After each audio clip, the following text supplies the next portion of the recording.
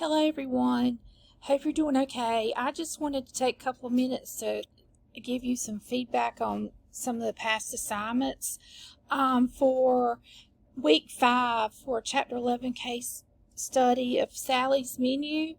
I wanted to kind of go over, because some of you were a little off track with the snacks. First of all, we shouldn't be serving s'mores with as a snack, because those are loaded in sugar, etc. And some of you again were off the mark as far as what food you can serve young children, and especially 2-year-olds, toddlers. And just wanted to show you here, as far as the CDC, what they recommend is do not give children these following items, like whole corn kernels, grape tomatoes, hard raw vegetables such as carrots, apples, or any kind of hard fruit. No whole pieces of canned food. Avoiding grapes, berries, etc. You don't want to do dried vegetables such as raisins. So make sure that you are referring to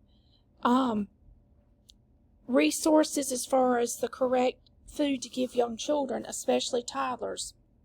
Another thing that I want to mention to you is the Chapter 11 case study, Bobby's not feeling well. Number 4, when should Bobby be allowed to return? Some of y'all said, he can't return without a doctor's note. Well, a lot of times with viruses, especially, vomiting, diarrhea, etc., that's a virus, and a lot of times families do not take children to the doctor for that. So therefore, you should have a policy in place that says either 24 or 48 hours without any symptoms, or the child's gone 24 hours without using any Tylenol, etc., or a doctor's note. So you want to make sure that you clarify that. So all grades have been updated. I just wanted to remind you of this Wednesday is module week 7.